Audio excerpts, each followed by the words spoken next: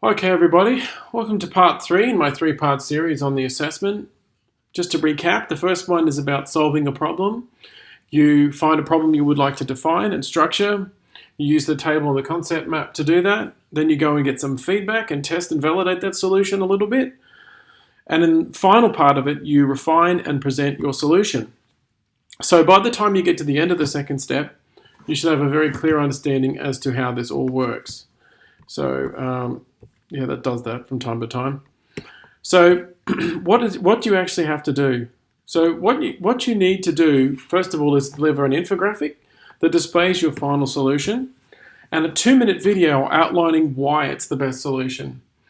This is very difficult to do very quickly and easily, but by this point you should have a very clear understanding as to what solution you're providing, and we should be able to trace that trajectory from start to finish. I've got a couple of example videos here that were recorded in PowerPoint, and I use this framework here, the Blitz Metrics 1-minute video framework, and so you can kind of extend out from that. And you'll see right down the bottom of this page, there are these 4 components, so like a hook, the pain and the pleasure that you're solving, the issue that you're solving. So we go back to the assignment 1 example. Assignment 1 example, we were talking about interpersonal conflict. The pain of that situation was that it was very difficult that 2 senior colleagues couldn't collaborate. I described the solution that we found, and the call to action part in your video will be the implementation strategy. And that's what are you going to do to make it work from this point forward. This will be different from what you delivered in the first one, because by now you've collected some feedback and you've got some ideas there. So this is just one example of a framework you can use. You can twist and change this around if you want. I find it's pretty good because it's very hard to do well. It's very difficult. But it's good to be able to get your ideas down into, say, these 4 steps into some kind of format where people can understand it. I found the greatest challenge in my career, bar none, other than dealing with the university systems in general. Second to that would be having clarity of ideas, being able to explain how my ideas have value in the world and how people can use them. And it's a point of frustration for many people, and it's a very big point of frustration for me that if I can't tell you or show you what I'm doing. So author Seth Godin says things like, marketing is trying to create a change in the world. He would say that, he's a marketer, but that's an interesting perspective. So how do you communicate those things in a way that others can see your point of view?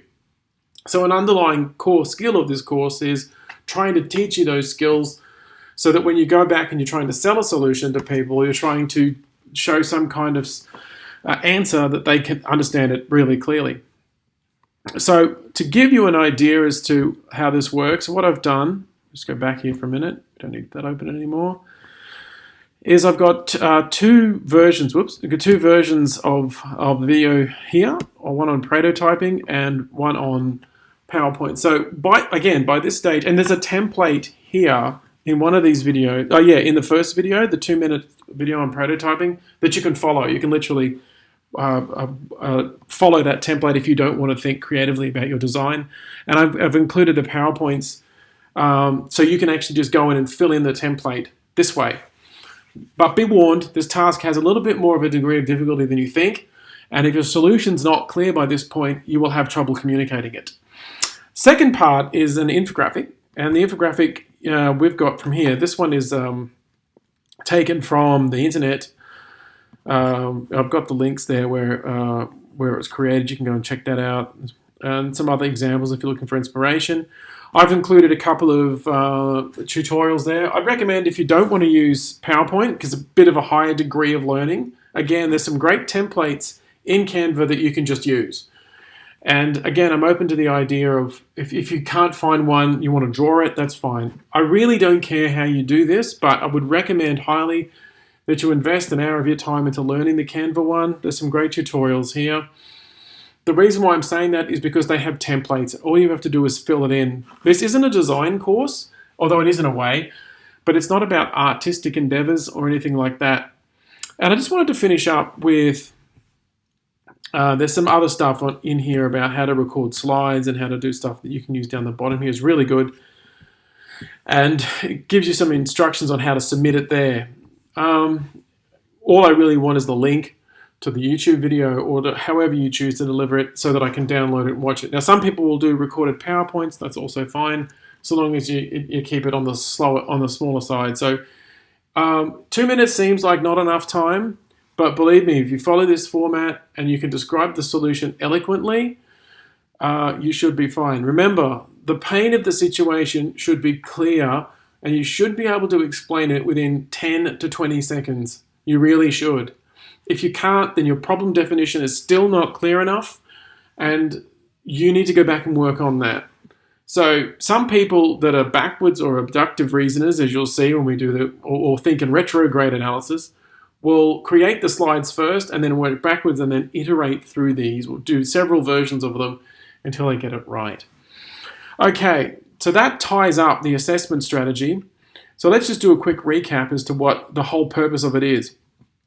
So it's one problem that you pick from either your workplace or some area that you're interested in that you would like to solve. The problem can't be too big in scope, it can't be too broad, and it can't be too far-reaching because it would take a long time to solve that. Elegance is the name of the game here. If you can get it down to an elegant solution, then you're doing well. So things like housing affordability might be too big a solution for this one, but you're welcome to try if you think that can work. What you then do is first of all, you deliver that table, you deliver the concept map outlining the definition of your problem. The second step is you test and validate that solution amongst your peers. You'll be assigned to a group automatically. That group you'll then be asked to give 2 pieces of feedback to someone, which you'll get 10 marks for. No questions asked unless you botch the task or don't do it. Very hard to botch that one, and you can read between the lines there. And then I would also recommend that you go and get feedback from outside the course and ask a couple of people what they think and try and get 3 or 4 different feedback sources so that you can begin to think about shaping your ideas that way. That will reframe, hopefully, your problem definition and simplify it and present you with what you think the solution is likely to be. In other words, as you're testing and validating your ideas for the solutions in the second part, you will be given some feedback from your colleagues and so on and so forth. So you're literally taking that table that you've generated, you'll give it to people and they'll have a look at it, and from there they'll give you some feedback using the feedback sheet provided. And finally, you will then present a video presentation, which is 2 minutes, and you will also present a refined infographic that outlines the elegance of your solution. So again, if you have questions about this, put it into the Teams channel, the appropriate Teams channel, and I look forward to seeing your final presentations. Thank you very much.